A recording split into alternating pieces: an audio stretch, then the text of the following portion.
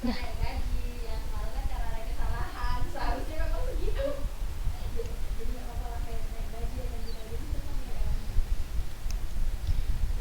Bismillah. Assalamualaikum warahmatullahi wabarakatuh.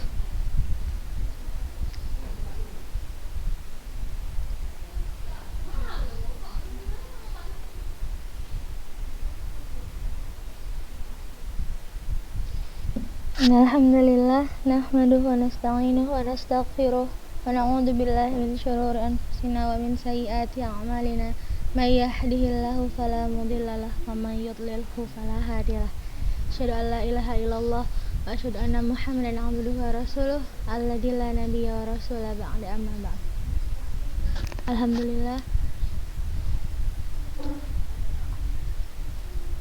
Alhamdulillah kita masih diberikan nikmat kesehatan, nikmat waktu luang untuk tetap melanjutkan pelajaran daring kita yang insya Allah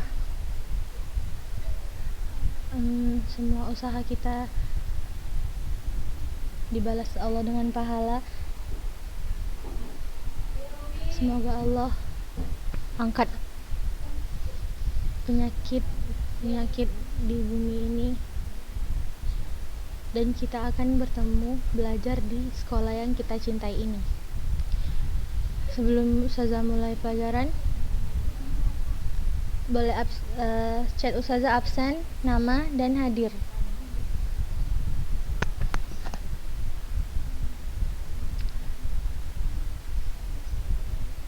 Sambil teman-teman yang lain absen, kita murajaah pelajaran kita kemarin.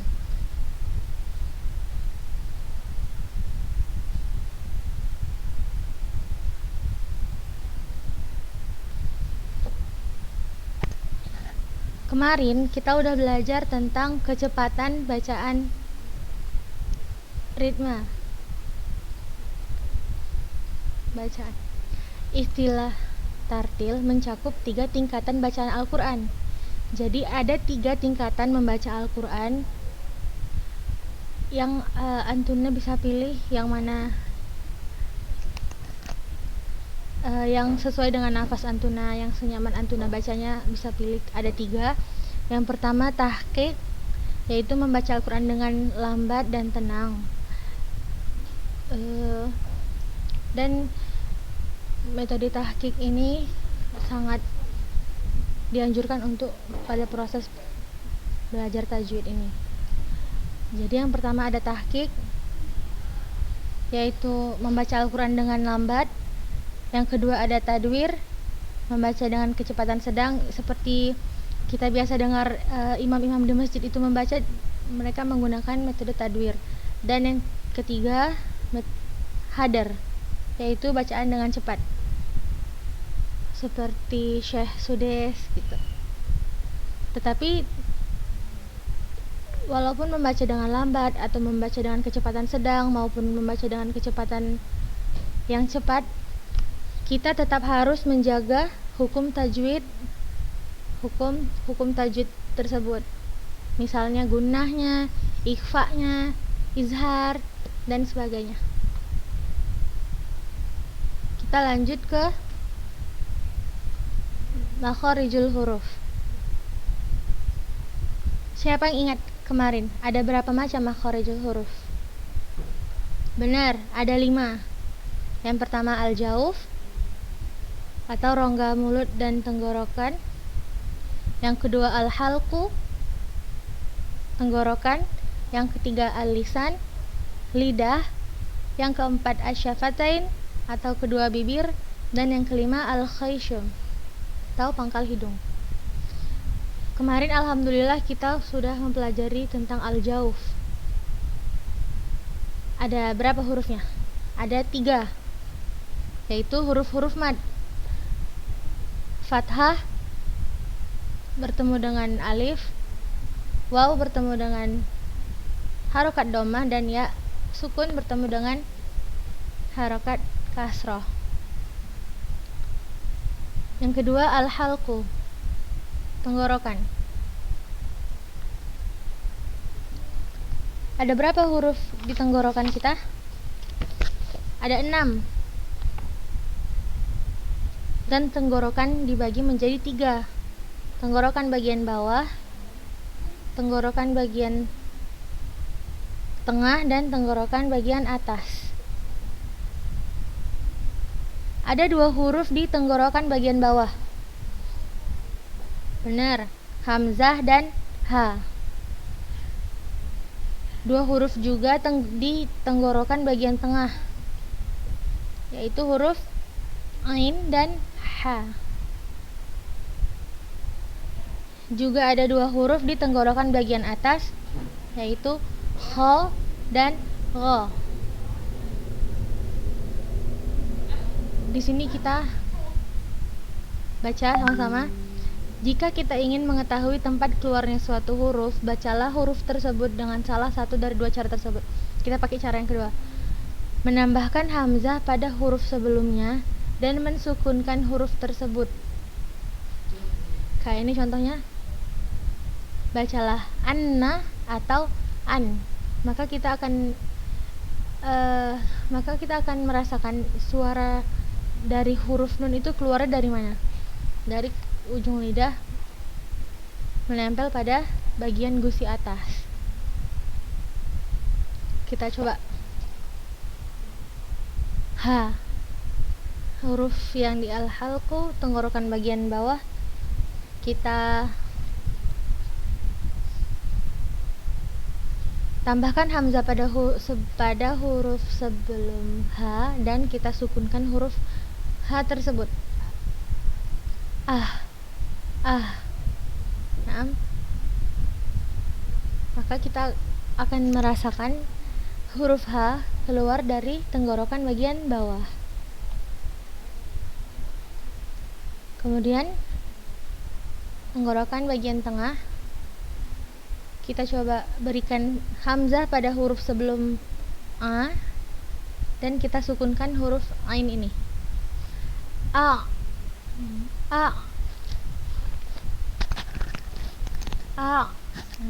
Maka kita akan merasakan huruf ain ini keluar dari tenggorokan bagian tengah.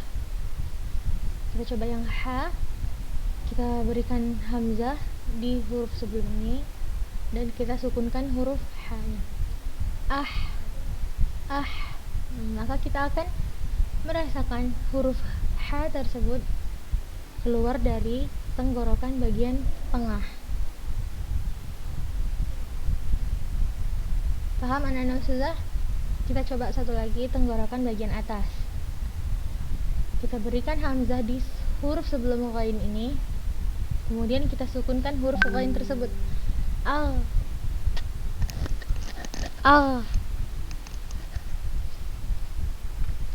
Kha begitu juga. Maka kita akan mengetahui huruf kha tersebut keluarnya dari tenggorokan bagian atas. Ini kita bisa lihat di gambarnya.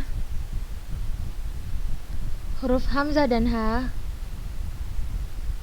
dari sini keluarnya.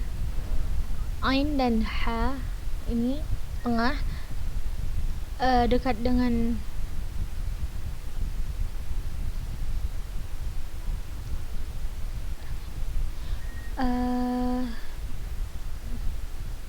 tempat menelan ini ya. Huruf ain dan ha itu di tenggorokan bagian tengah, dan kha, gha dekat dengan anak lidah.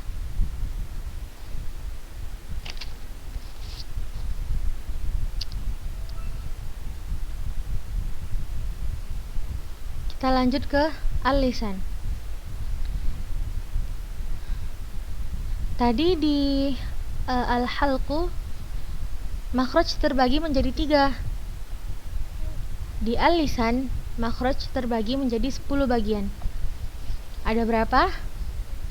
Benar, 10 bagian. Yang pertama huruf qaf. Ini udah kita pelajari kemarin. Pangkal lidah paling belakang pada posisi menempel langit-langit bagian yang lunak, paling belakang setelah tenggorokan. Di sini. Pangkal lidah itu yang di dekat tenggorokan, yang di dekat gigi ini namanya ujung enak. Pangkal lidah paling belakang pada posisi menempel langit-langit bagian paling belakang. Intinya, pangkal lidah kita itu sudah pasti paling belakang. Nah, pangkal lidah kita menempel pada langit-langit bagian atasnya. Ko, kita tambahkan hamzah di sebelum huruf qaf dan kita sukunkan huruf qafnya. Coba. Aqqa, aqqa. Maka kita akan merasakan huruf qaf tersebut keluar dari ketika kita menempelkan pangkal lidah kita. Pangkal itu yang paling belakang enak. Pangkal lidah kita ke langit-langit bagian atasnya, bagian atas pangkal lidah. Jadi agar lebih dipahami kata-katanya, Ustazah bilang sekali lagi, pangkal lidah kita menempel pada langit-langit bagian atasnya. Aqqa, aqqa. Nah, yang kedua huruf kaf. Kita baca, pangkal lidah paling belakang pada posisi menempel langit-langit antara bagian tulang atas dan bagian yang lunak ke depan sedikit setelah qaf. Jadi agar lebih mudah dipahami, huruf kaf makhrajnya di depan huruf qaf, sedikit di depan sedikit dari huruf qaf. Tadi kita coba aqqa, berarti yang kaf ak. Kita merasakan pangkal lidah kita. Pangkal lidah itu yang paling belakang enak. Pangkal lidah itu yang paling belakang, yang dekat dengan gigi kita namanya ujung lidah. Jadi makhraj huruf kaf ini, pangkal lidah kita menempel ke langit-langit bagian atasnya, tetapi di depan huruf qaf. Tadi di huruf qaf dia paling belakang, pangkal lidah paling belakang nempel ke langit-langit paling belakang. Nah, di huruf kaf ini di depan sedikit dari huruf qaf. Paham insyaallah?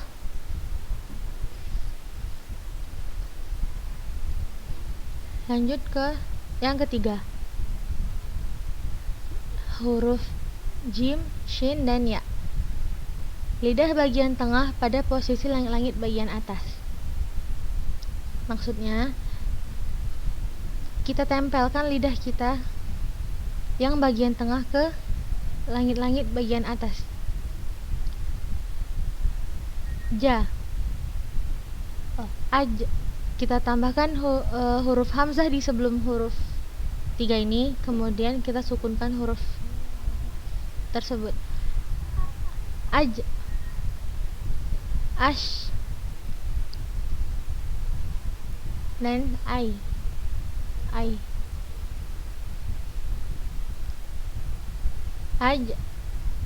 ash, ai. Kalau masih ada yang menyebutkan aja, itu salah ya nak, karena makhraj huruf jim ini bukan seperti huruf J Indonesia. Kalau kita berbicara menggunakan bahasa Indonesia, J itu seperti ada c, J gitu kan. Tapi huruf jim, huruf hijaiyah ini tidak, karena dia keluar dari lidah bagian tengah pada posisi langit-langit bagian atas. Jadi lidah yang bagian tengah ini menempel ke langit-langit atas. Ja, antunnya bisa dengar nggak cehnya Ustazah? Ja, enggak kan? Kalau kita bacanya ja, nah itu khata, ja. Paham?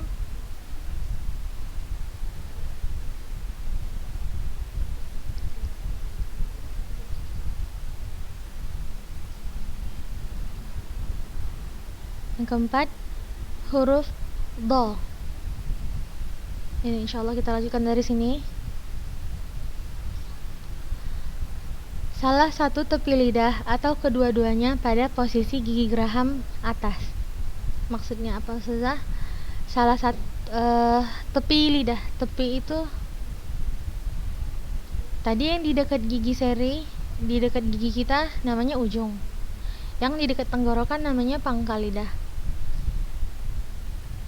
Tepi lidah itu artinya yang dekat sama gigi geraham ini.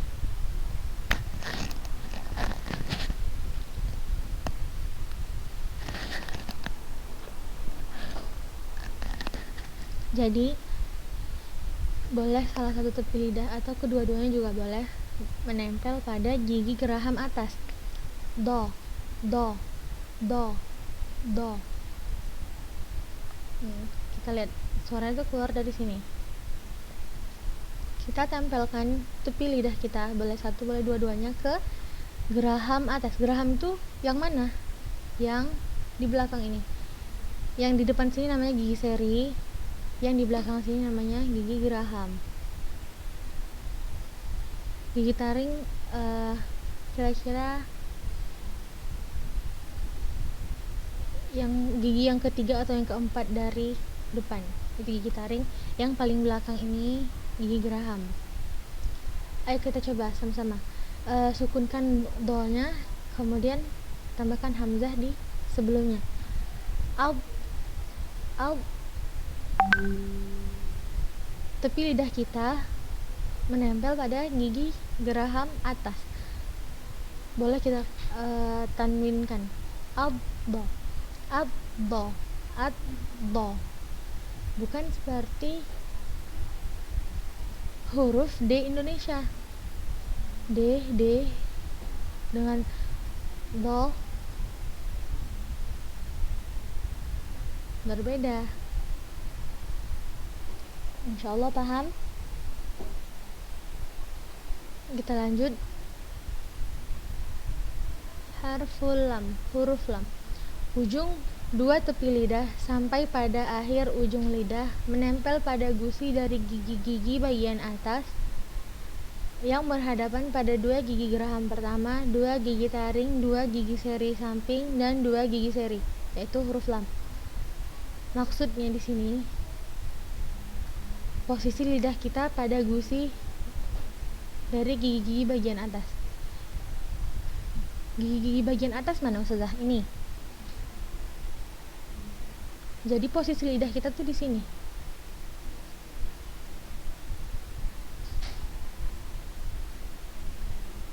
Posisi lidah pada gusi dari gigi-gigi bagian atas. Di sini gigi-gigi bagian atasnya, di sini posisi lidah kita. La. Bukan seperti L Indonesia, L. La. Lidahnya menempel pada gusi dari gigi bagian atas nih. Ini langit-langit kita. Ini gusi kita. Kita menempelkan lidahnya tuh di sini. La.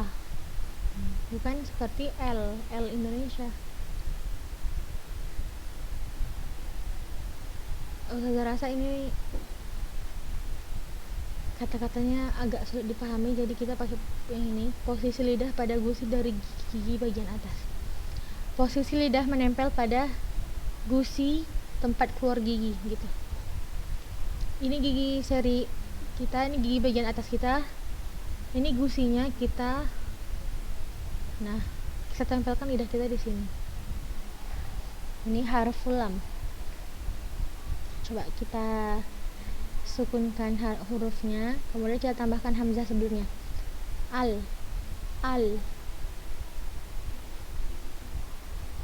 Boleh kita tanwinkan Allah. Lanjut. Yang keenam, ujung lidah pada posisi gusi dua seri atas di bawah sedikit setelah lam, yaitu nun. Tadi kita udah contohkan la, ini di bawah sedikit, maksudnya lebih ke depan sedikit. La, al, an, tetap di gusi dua gigi seri atas tapi di depan sedikit daripada lam. An, atau boleh kita tanwinkan anna.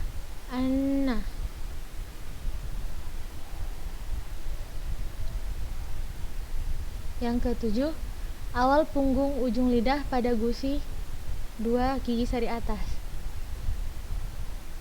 Awal punggung ujung lidah. Tadi Ustazah bilang ujung lidah itu yang di dekat gigi. Jadi yang pertama kali kita dapati di lidah kita itu, tempelkan ke gusi 2 gigi seri atas. Ro, ro, ro, dan berikan sedikit getarannya. Ro, ro, ro. Tetapi jangan terlalu banyak memberikan getarannya seperti ro. Itu khata.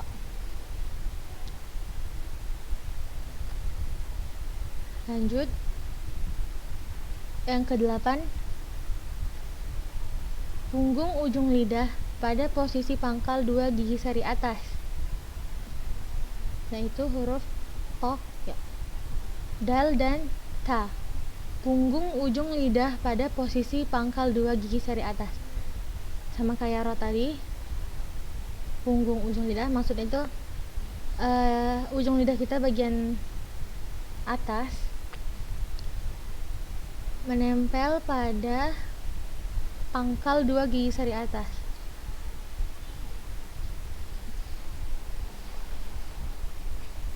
Ujung lidah kita, punggungnya maksudnya yang bagian atas, menempel pada posisi pangkal 2 gigi seri atas. To. Bukan pangkal itu di tempat tumbuhnya. Bukan di kalau yang ini ujung.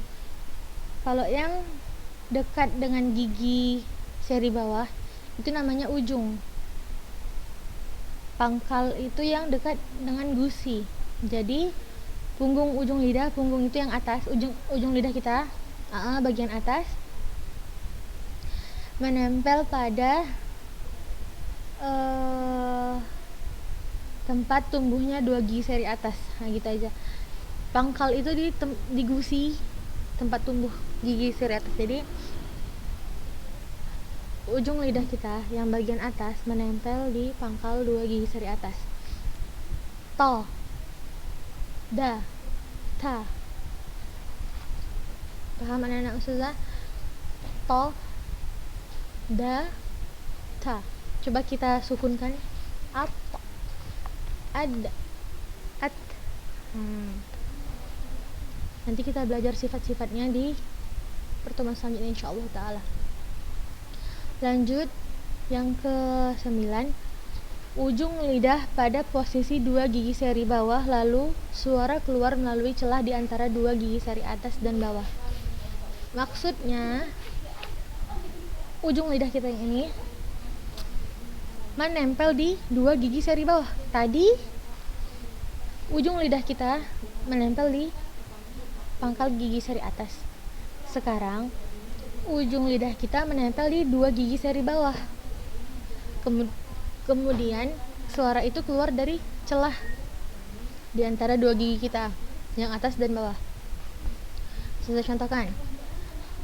Kita sukunkan, kemudian kita tambahkan hamzah di sebelum huruf 3 ini. As, az, as. Paham anak-anak Ustazah? Suaranya keluar dari celah di antara 2 gigi seri kita, 2 gigi seri atas dan 2 gigi seri bawah. As, az, as. Jadi ketika kita mau mengucapkan 3 huruf ini secara bersamaan, maksudnya secara berurutan, kita tidak perlu memindahkan lagi. Jika so seperti ini lidahnya, so dan za, sa sama. So agak kita tekan di sini, gimana ya sudah bilangnya, kita buat cekungan di sini di lidah kita yang tengah. So, coba sama-sama. So, kemudian yang za dan sa sama, nggak perlu kita ubah lagi lidah kita. Za, sa. Di mana tadi ujung lidah kita? Di gigi seri bawah. Lanjut, yang ke-10, punggung ujung lidah pada posisi menempel di ujung dua gigi seri atas. Gimana itu Ustazah? Punggung tadi Ustazah bilang yang bagian atas, ujung lidah yang dekat gigi, jadi punggung ujung lidah pada posisi menempel di ujung dua gigi seri atas. Menempel katanya, bukan keluar. Banyak dari kita, mudah-mudahan kita nggak termasuk, banyak dari seorang qori yang membaca Al-Quran mengucapkan huruf za itu dan sa maupun zo itu seperti giginya, lidahnya digigit, padahal bukan digigit, salah. Lidah, ujung lidah kita tuh menempel di dua gigi seri atas, bukan keluar. Za, bukan gitu, bukan seperti itu, bukan sa, bukan. Tetap di dalam mulut, lidahnya itu cuma menempel di dua gigi seri atas kita. Kita coba dari zo, al, as. Kita tanwinkan. Allah, azza, assa. Bukan kita keluarkan lidah kita dari dua gigi seri kita, bukan assa, khata. Ustazah nggak mau dengar lagi anak-anak Ustazah mengucapkan huruf zo, sa dan za mengeluarkan ujung lidah dari gigi, tidak, khata.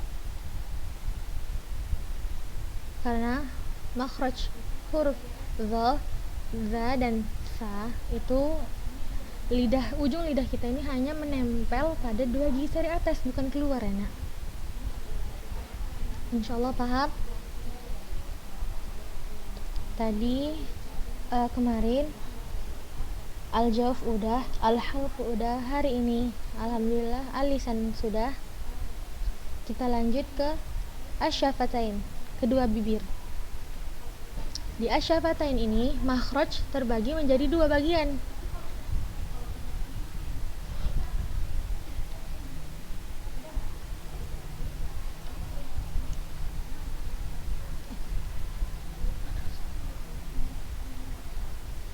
Ada dua bagian. Yang pertama bibir bawah bagian dalam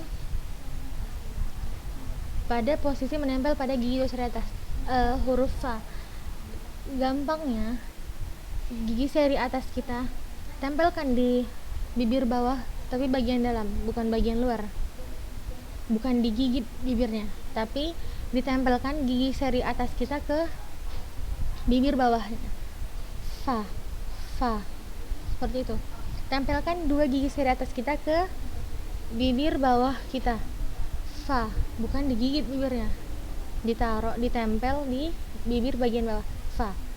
Yang kedua, bertemunya antara kedua bibir dalam keadaan tertutup, itu huruf ba, mim, dan waw. Kita coba ba, ab. Bertemunya antara kedua bibir dalam keadaan tertutup disertai dengan gunnah yang keluar dari khasyum, yaitu huruf mim. Makharijul hurufnya di asy-syafatain, tetapi suara gunnahnya keluar dari al-khasyum. Insyaallah nanti kita pelajari al-khasyum. Dan huruf waw, yaitu kedua bibir dimonyongkan ke depan dengan membuka sedikit celah. Wow, monyongkan bibirnya, kemudian buka sedikit celah. Kita tambahkan hamzah sebelum huruf waw dan kita sukunkan huruf waw. Au. Suara kita keluar dari celah ini. Au. Paham insyaallah anak ustazah? Lanjut yang kelima, al-khasyum atau pangkal hidung. Al-khasyum atau pangkal hidung bagian atas, tempat keluarnya seluruh bunyi atau suara gunnah. Ketika tanwin bertemu dengan huruf gunnah, itu menggunakan makhraj al-khasyum, tempat keluarnya suara gunnah. seperti huruf mim dan huruf nun. Tadi makhorijul huruf nun itu di lidah, di lisan, tetapi keluarnya suara gunahnya di al-khayshum. Coba kita tambahkan hamzah sebelumnya dan sukunkan huruf nun. Suara gunahnya keluar dari al-khayshum. Alhamdulillah kita sudah selesai di makhorijul huruf. Insyaallah ta'ala minggu depan kita lanjut di bab selanjutnya. Ustazah ingin antunna kirimkan ke ustazah pesan suara semuanya ya kak, dari al-lisan, asyafatain dan al-khayshum. Harful qaf, huruf kaf, ja, sya dan ya, do. Di sini kita tekan do, kita tekan lidah kita yang tepi, tapi kita tempelkan ujung lidah kita di sini, do. Kemudian huruf la, na, ro, to, da, ta, so, za, sa, zo, za, sa, fa, ba, mim, waw. Kemudian huruf gunah mim dan nun. Ustazah harap antunna bisa mengambil catatan yang penting dari sini, kemudian foto kirim ke ustazah. Ustazah tunggu sampai jam 12 insyaallah, paling lama ba'da zuhur ustazah tunggu. Kenapa ustazah berikan catatan? Karena dari sini ustazah bisa menilai antunna. Jadi ustazah harap antunna tetap mengirimkan catatan dan pesan suara yang ustazah minta tepat waktu. Insyaallah ustazah balas.